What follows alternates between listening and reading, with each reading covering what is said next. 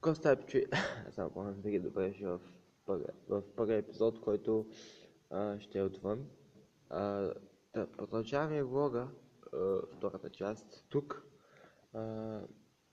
навън, не навън, ами с една гледка пред училище, моето училище, понеже е много рано, още няма 7:30 и рекох да снима някаква гледка, която ще ви очарова, така да се каже. Тук няма какво да очарова, тук тъмнина, трябва да светна, значи.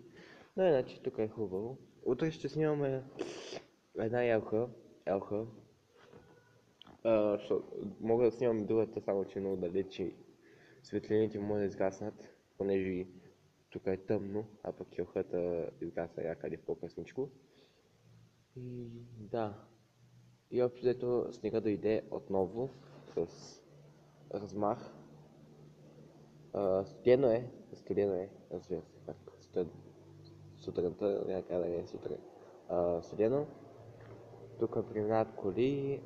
Това е един, как се викаш, един багер, който изчиства това. Изчиства пътя този багер. Сега ще светна лампата. Да видите какво нещо. Това е интересно. Нашата елха. Да, има още малко време. Днеска сме 12. Трябва да стигнем до 21. Аз най-вероятно до 19 ще уча. Тези 2 дена най-вероятно ще ги пропусна като бележка. Ще взема бележка. Интересно е да живее в България. Това е дъската, много интересна дъска. Това е класната стая. Не е толкова интересна като класна стая, но карайте.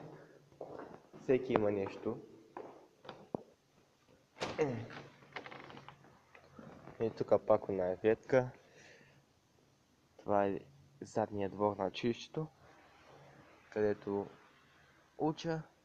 Между другото, ще има едно линкче към един мой приятел, Discord сервера му, долу в това описание, за да му помогна, нали, с хората, ако искате елате.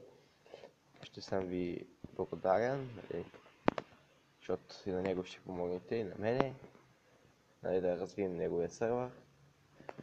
И да, след това да бъде клипът за сутрешния ден.